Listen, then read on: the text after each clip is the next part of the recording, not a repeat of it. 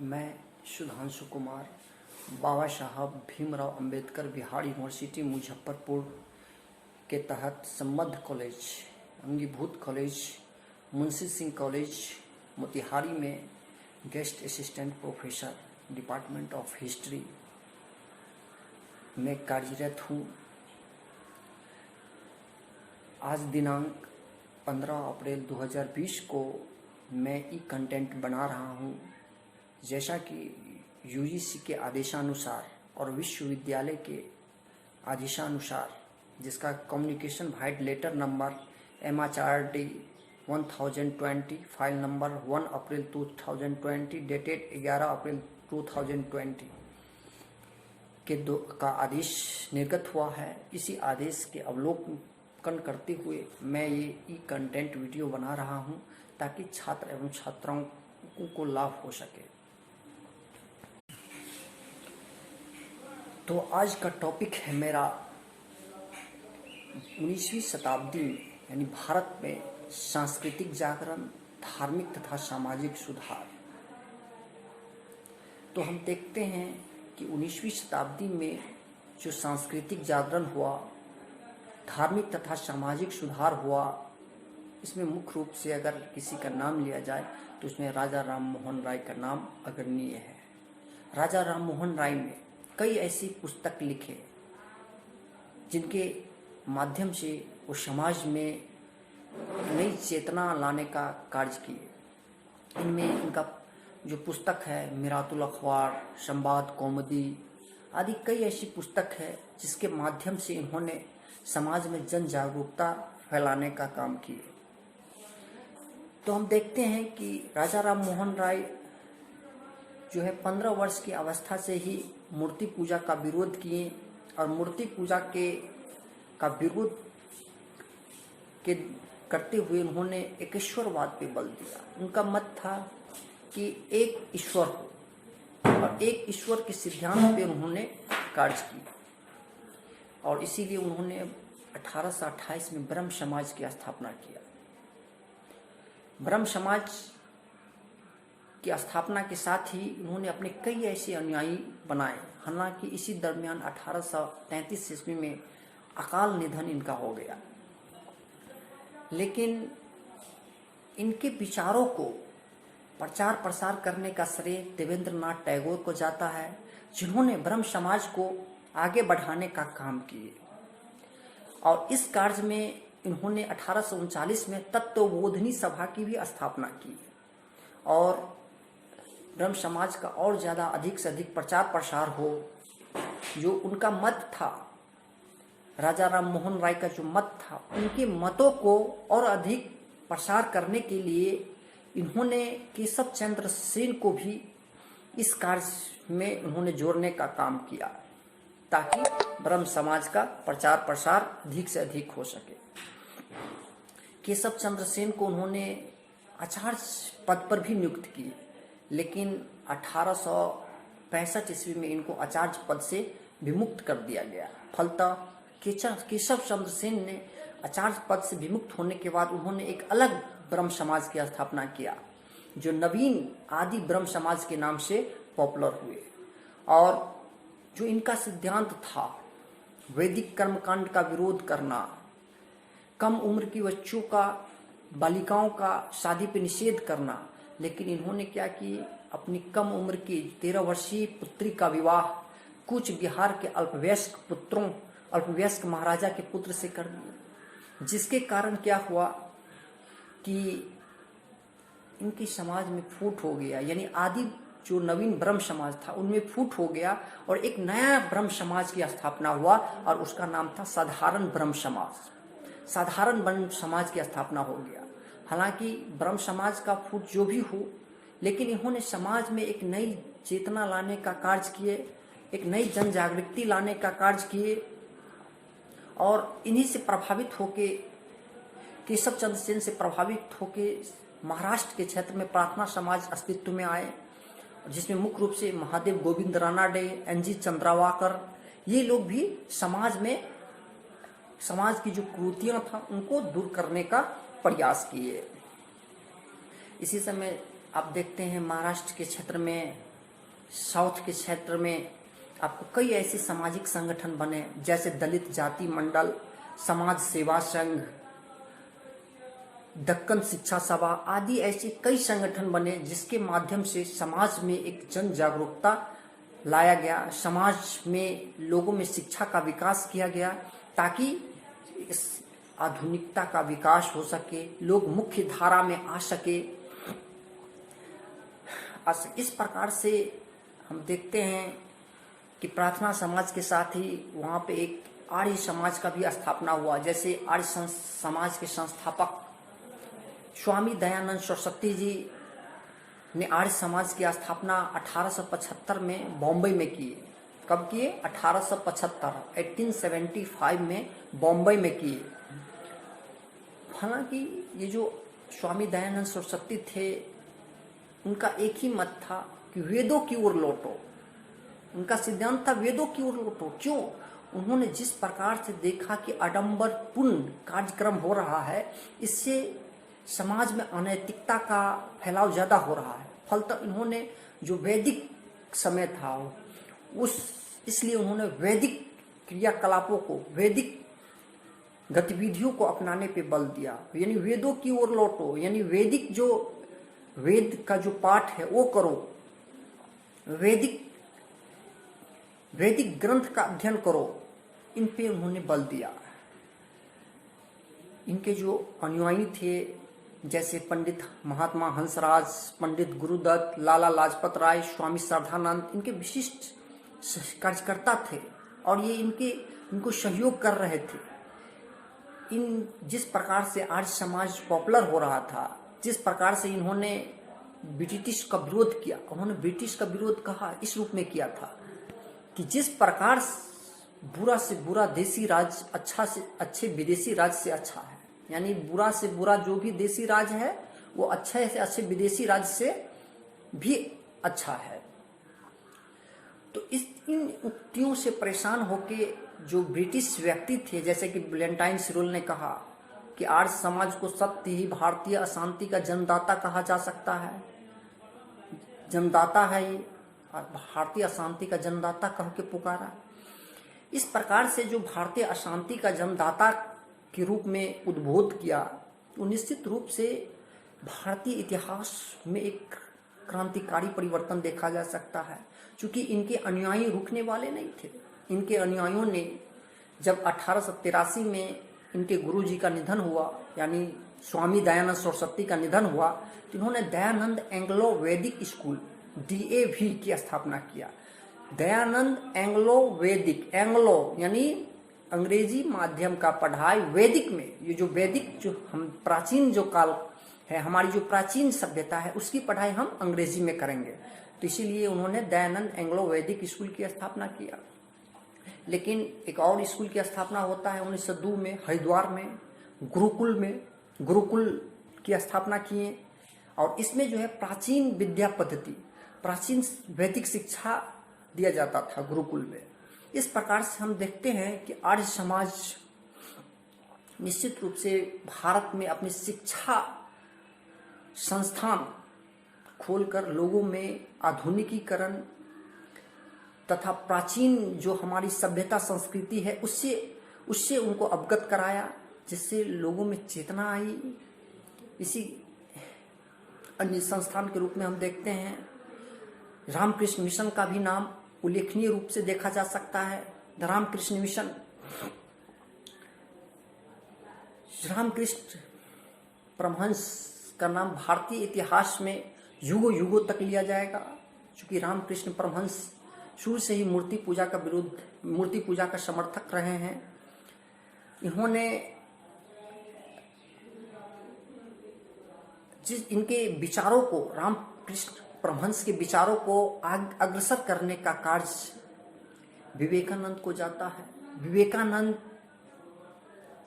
का जो थॉट था, सिद्धांत था, इन्होंने अपने थॉट और सिद्धांत को विश्व प्रसिद्ध धर्म सभा शिकागो में जब हुआ था, तो इनके थॉट और सिद्धांत को देखा जा सकता है कि पूरा विश्व को उन्होंने प्रभावित करने का काम की।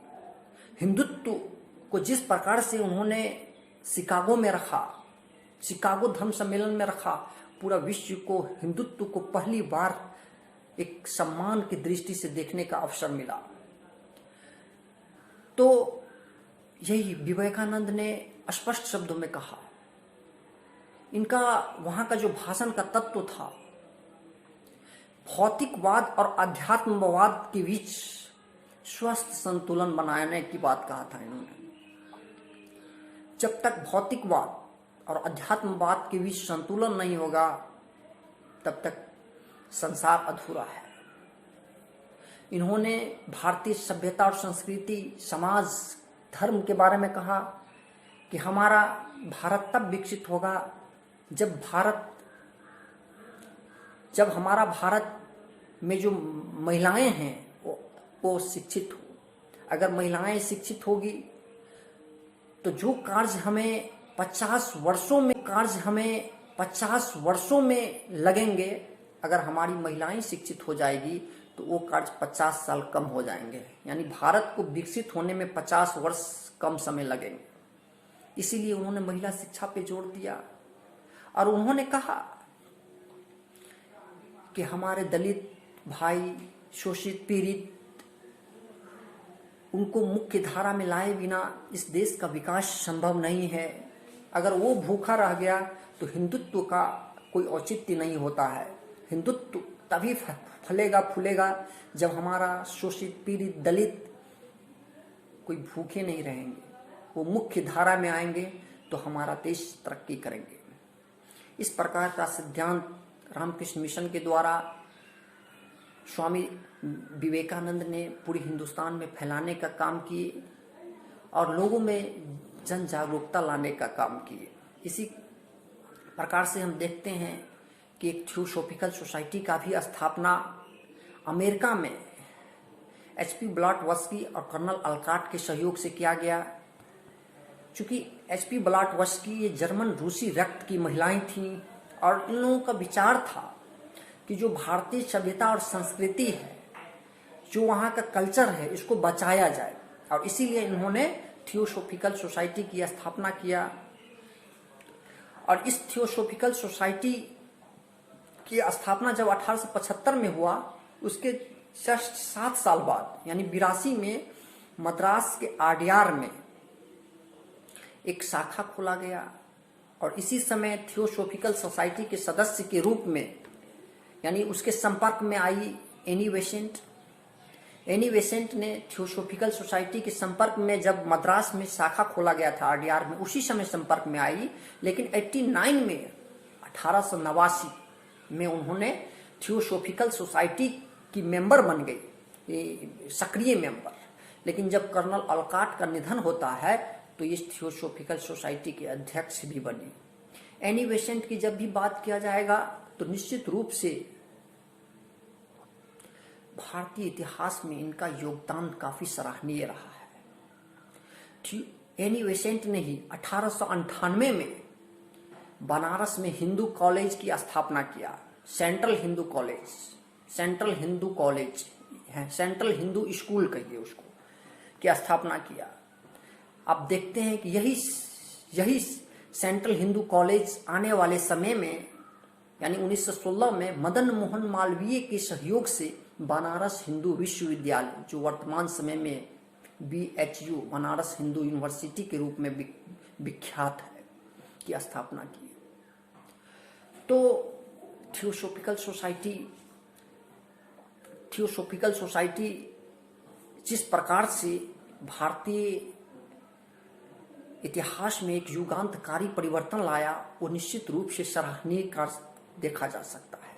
चूंकि थियोसॉफिकल सोसाइटी का जो कार्य था, जो थियोसॉफिकल सोसाइटी का जो एम था, उस एम में कहीं ना कहीं पूर्ण हुआ। आगे आने वाले समय में आप देखेंगे कि एनी बेसेंट ने होम रूल लीग मूवमेंट चलाया इंडिया में, और इस होम रूल लीग मूवमेंट से लोगों को यह एहसास दिलाया कि कैसे हम लोग ब्रिटिश के हाथों में कठपुतली बने हुए हैं। और इससे उन्होंने भारतीयों में स्वशासन, उसको अपना शासन का बोध कराया और वो काफी पॉपुलर भी हुई।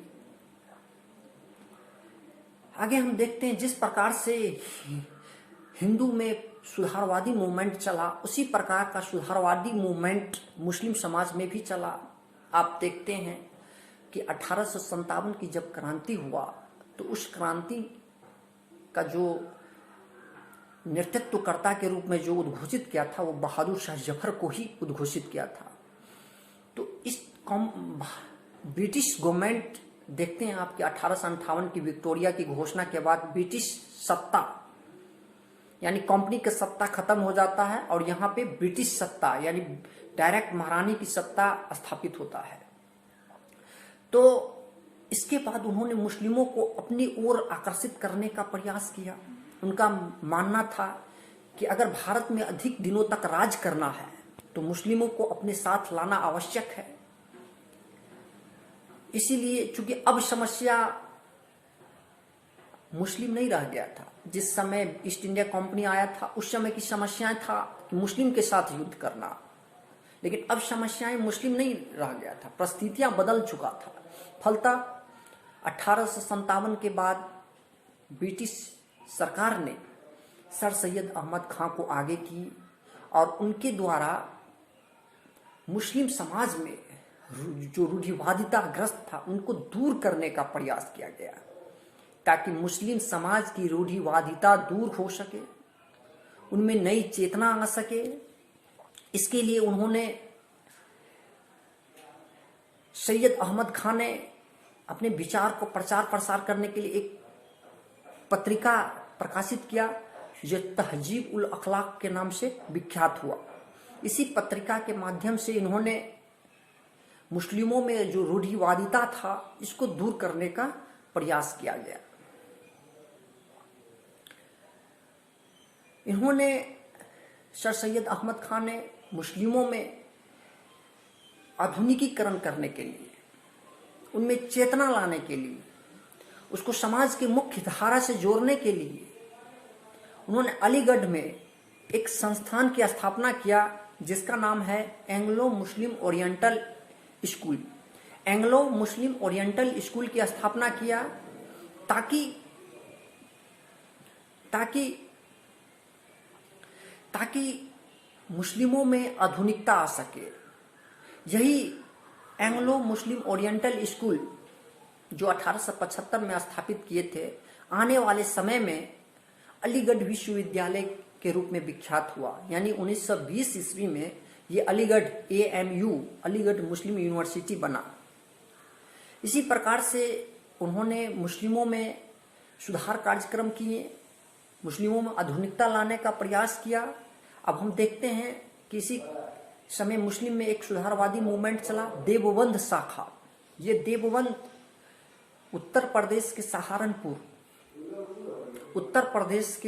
सहारनपुर में देवबंद नामक स्थान पे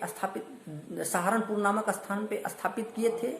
इसमें मुख्य रूप से जो लोग सम्मिलित थे वो थे मोहम्मद कासिम ननोतवी, रशीद अहमद गंगोही आदि लोग थे जो उन्होंने देवबंद शाखा शुरू किए। इसका मुख्य उद्देश्य था जो यूपी जो सर सैयद अहमद खां का जो अलीगढ़ मूवमेंट है उस अलीगढ़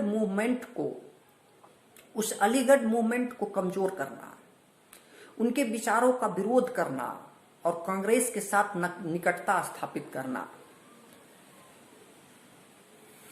और जितना सर सैयद अहमद खां का जो संस्थान था उस सब पे पाबंदी लगाने का इन्होंने प्रयास किया।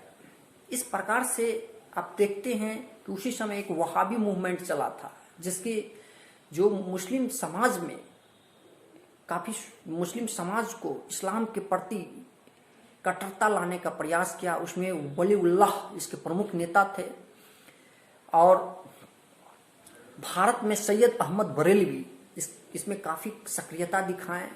इस प्रकार से हम देखते हैं कि मुस्लिम समाज में सुधारवादी मूवमेंट चला और हिंदू समाज में भी सुधारवादी मूवमेंट चला। इसी प्रकार से सिख सुधार मूवमेंट चला, सिख समाज में भी सुधार मूवमेंट चला, क्योंकि उस समय सिख समाज में भी काफी अराजकता फैल गया था। जो गुरुद्वारे के प्रबंधक होते थे, वो महंत थे, वो काफी भ्रष्ट हो चुके थे। वो अपनी अनैतिक क्रियाकलापों में लिप्त थे, इतने ज़्यादा अनैतिक क्रियाकलापों में लिप्त थे जिसके वजह से सिख संप्रदाय में अनैतिकता का बदबू आने लगा था। फलतः इस बदबू को दूर करने के लिए वहाँ पे अकाली मूवमेंट, अकाली आंदोलन चला। 1921 ईस्वी में अकाली आंदोलन चला ताकि गुरुद्वारे में जो अराजकता फैला हुआ है उस अराजकता को दूर किया जाए। इसी प्रकार से पारसी सुधार आंदोलन भी चला, यानी पारसी समाज को मुख्य धारा में लाने के लिए, पारसी समाज को समाज की मुख्य धारा में लाने के लिए पारसी सुधार आंदोलन चला। इसमें मुख्य रूप से नौरोजी फरदौंजी, दादा साहब नौरोजी, आर.के. कामा और अन्य पारसी का सहयोग रहा था। इनका मुख्य उद्देश्य था जो समाज में, जो पारसी समाज में जो कुरीतियां हैं, उनसे जो लोग छुआछूत करते हैं उनको दूर कर इनको मुख्य धारा में लाया जाए, उनमें आधुनिकता लाया जाए ताकि समाज में उनका भी अहम योगदान हो। और इसके लिए इन लोगों ने एक संस्था गठित किया। उस संस्था का नाम था रहनुमाई मजदायन सभा।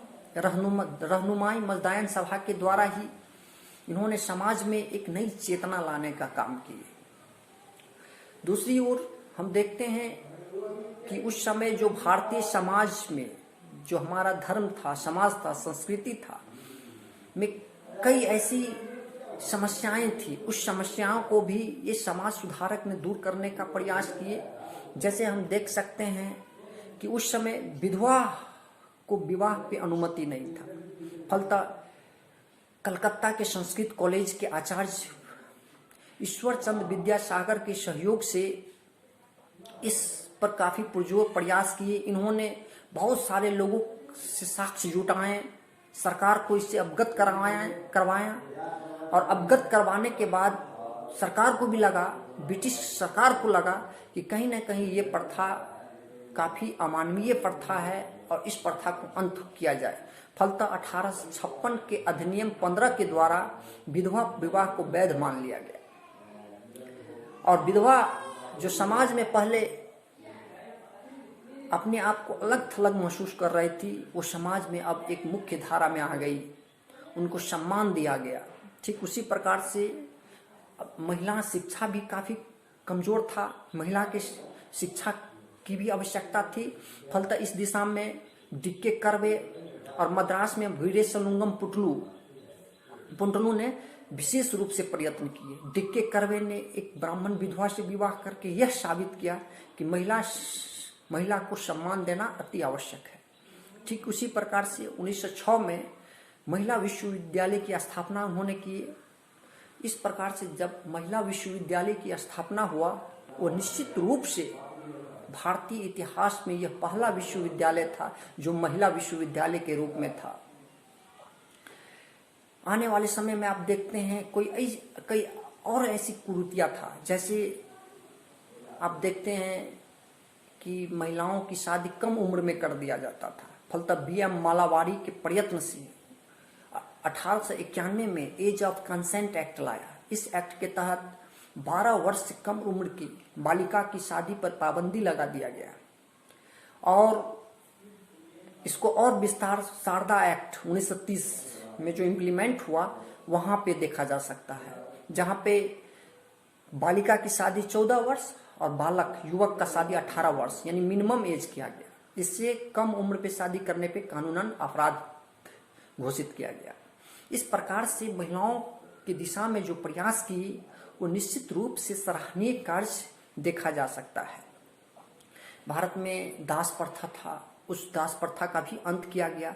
इस प्रकार से अन्य जो सामाजिक कुरीतियां था उसको दूर करने का कार्य किया गया और ये जो तमाम समाज सुधारक थे, इनके जो सुधारवादी कार्यक्रम से भारतीय जनमानस में एक नई चेतना आया और इसी चेतना के वजह से भारतीय समाज में एक जो राष्ट्रवाद की जो भावना है, उस राष्ट्रवाद की भावना का विकास हुआ। लोगों में जब चेतना का विकास हुआ तो निश्चित रूप से उनको लगा कि हम किसी के जंजीरों में जकड़े हुए हैं। फलतः उन्होंने क्या कहते हैं, आने वाले समय में ब्रिटिशों का पुरजोर विरोध किया और विरोध के दरमियान ही उनमें राष्ट्रवाद की भावना और ज़्यादा पनपा और अंततः देश आज़ादी के कगार पे पहुंचा और 15 अगस्त 1947 को देश आज़ाद हुआ। मैं इस प्रकार हम देखते हैं कि भारत में किस प्रकार से सामाजिक, धार्मिक, सांस्कृतिक जागरण हुआ और कैसे समाज सुधार कार्यक्रम हुआ। इस वीडियो के माध्यम से हम अपने छात्राओं को इस टॉपिक पे मैंने विशद वर्णन किया हूँ और मैं अगला टॉपिक आने वाले समय में कुछ फिर बनाऊंगा। मेरा सेकंड टॉपिक आएगा। फिलहाल ये टॉपिक मैं विश्वविद्यालय के निर्देशानुसार मैं इसे डिस्ट्रीब्यूट करूंगा, यूट्यूब चैनल पर डाल दिया जाएगा ताकि छात्र छात्राओं को अधिक से अधिक लाभ हो सके। मुंशी सिंह कॉलेज के छात्र छात्रा भी इससे अधिक लाभान्वित हो। हमारे बिहार यूनिवर्सिटी मुजफ्फरपुर के छात्र छात्राएं भी काफ़ी लाभान्वित हो। Department of history Munshi Singh college के द्वारा यह यूट्यूब चैनल में यह वीडियो में बना रहा हूँ ई कंटेंट। Thank you.